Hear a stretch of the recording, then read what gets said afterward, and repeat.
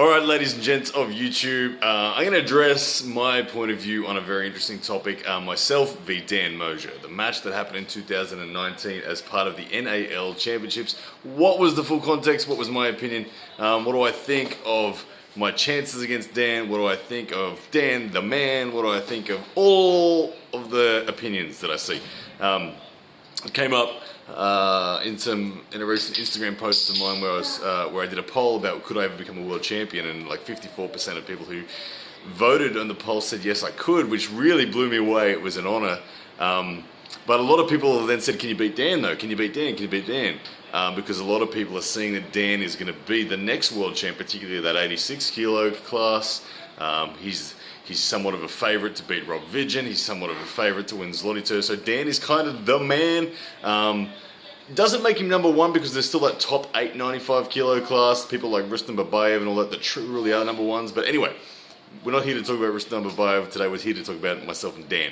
So the context of that match that happened was that the night before, at 8 p.m. the night before, I pulled Dallas Langston and beat Dallas Langston 3-1 in a super match. Dallas Langston went hard on the flop and my inner elbow was stretched. The next morning, when the tournament came up, which Dan entered and won, I actually warmed up with Dan that morning, and I actually asked Dan, hey man, can you come up on the table? My arm is really sore from the super match with Dan. I'm not sure if I want to pull. And Dan just gave me some gentle pressure, and I'm like, oh man, I am flamed up big time. And I decided then and there I wasn't going to pull. Okay, so Dan cleaned up the day. He beat Vladislav Krasovskis. He beat, who else did he beat on right arm? Anyway, he beat Vlad in the final. And he beat him twice, and he beat him convincingly. And you guys all know Dan's a badass. He is the man. Side pressure extraordinaire. Anyway, I didn't pull it, right? I didn't pull that tournament. But the itch started to happen, and the itch was me going, oh man, I just want to arm wrestle.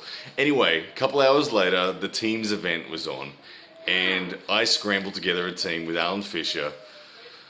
Who else did I have in my team? I'm having a blank. Alan Fisher and Dave Depew. Anyway, our draw led us to meet Dan. Dan, my team got a bye. Dan faced another local guy. What's his name? I forget his name. I'm really sorry. I should know it. Anyway, Dan faced one of the local dudes comfortably through the first round. Then he faced me, and that is the match that you see on YouTube. I beat Dan 2-0 in that super match. My team doesn't win because Alan loses to Luke Kint, Dave Depew loses to Travis Bajent, so my team's out. I didn't get to move on and I would have faced Giannis Amlins next, and Giannis beat Dan. And they eliminated that team. The Latvian team eliminated them.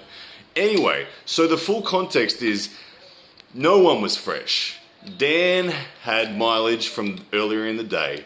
I was sore from the night before. I would say I was more fresh because I didn't do anything that day. But I would think I had more pain. Dan was less fresh, but I don't think Dan was hurt. I was hurt, but that bug of wanting to pull was too strong, and I did it, and I won. I won that match. End of the day, I won that match, and there's always context to every match. And Dan has since gone on and had an undefeated right arm for 2020. He's won awards, and so he should have, as the best arm wrestler of 2020 in North America. Take my hat off to him. Hey, Lazy. Look, I love Dan Mosier. I love him as a gentleman. I love him as a mate. I love him as an arm wrestler. One of the most unique and extraordinary arm wrestlers around. He is better at beating giants than anyone. He can beat people that I know I couldn't. But when people say, do I think I could beat Dan? Of course I say I think I could beat Dan. I've felt the shape that worked before. I feel like I could execute it again. Am I strong enough to beat Dan? Yeah, I think I am. And I always find it weird when anyone tries to tell me that I shouldn't believe I am. When people try to tell me I shouldn't believe that, that's crazy. You've got to think about it. Give it some context. Every athlete needs to back themselves. I am someone on a steep trajectory. I'm gunning for the World Championship myself. I got Devin Larratt backing me to win the Zloty Tour at 95 kilos. Of course I think I'm going to back myself. Now I may be wrong, and that's okay. I may be right, and that's okay.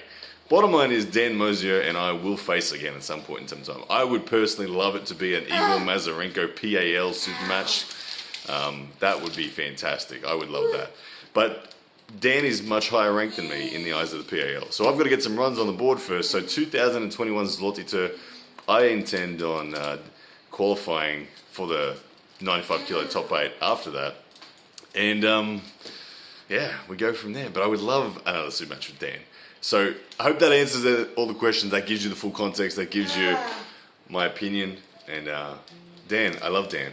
And I love everyone who votes for Dan. And I love everyone who votes for me. This is what arm wrestling is about. Exciting matches. And Dan and I is exactly that. Okay, guys, going to leave it there.